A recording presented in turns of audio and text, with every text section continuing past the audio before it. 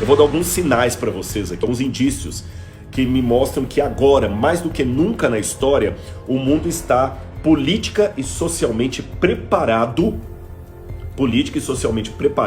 para que Jesus volte nos próximos anos, no próximo decênio. Quer exemplos? Vamos lá. Sempre houve epidemias no mundo, mas pandemia, no sentido literal da palavra, é a primeira vez. A Organização Mundial da Saúde declarou hoje que a Covid-19, a infecção provocada pelo novo coronavírus, tornou-se uma pandemia. Situação em que uma doença se propaga globalmente de forma rápida e simultânea. Eu sei que alguém pode falar, Rodrigo, desculpa, fala bobagem, não, eu sou médico, há outras pandemias registradas na história, você não fala do que você não sabe. Com todo respeito, pandemia é a primeira vez, eu insisto, e vou explicar por quê. Eu já lecionei história, e a gente falava da Primeira e Segunda Guerra Mundial.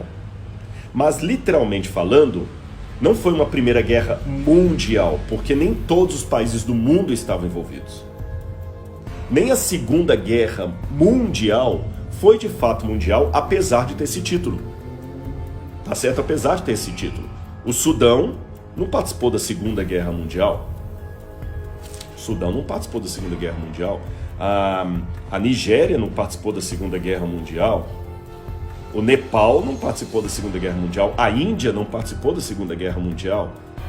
Então a Segunda Guerra Mundial, aliás, ela foi ambientada na Europa. Então a Segunda Guerra Mundial não foi de fato mundial. E quando eu vou ao dicionário, eu descubro que a diferença de epidemia para pandemia é que a epidemia é regional, a pandemia é mundial. E pela primeira vez na história eu tenho uma tragédia que é de fato mundial. Não houve um país que ficou sem usar máscara. Não houve um país que ficou numa situação confortável que dispensasse o uso da vacina ou dos remédios. O Irã está tendo a crise do Covid e a África do Sul também. E o Afeganistão também, e o Iraque também, e Israel também, Estados Unidos também, Luxemburgo também, países ricos, países pobres, países inimigos, todo mundo está aqui. O discurso é para todos. Agora a gente está falando assim, pois é, gente, o ebola que aconteceu lá na África. Não, eu estou falando do Covid que aconteceu na minha rua. Ou seja, agora eu estou falando de uma pandemia literal. Segunda coisa que é característica desse mundo. Agora, pela primeira vez na história, está se desenhando uma ideia de uma economia mundial.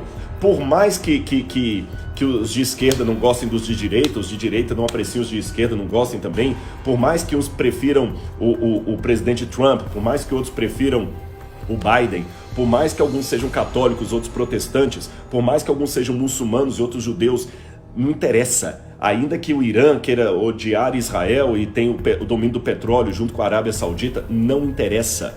Ou o mundo unifica a economia dele ou vai rachar. Não é questão de quem gosta ou não gosta, não tem outro jeito. É o que tem.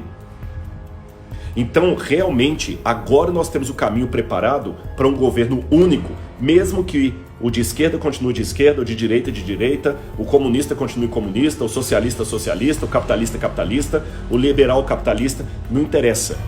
Tem que ter uma agenda única.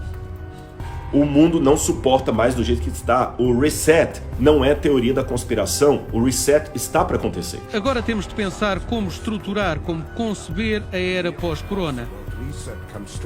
E aqui, claro, a palavra reset vem-me à cabeça, porque uma coisa é clara, não podemos voltar ao velho normal. Então, gente, eu olhando para o mundo, essa é a ênfase que eu dou nos sermões, o mundo tem realmente um cenário prontinho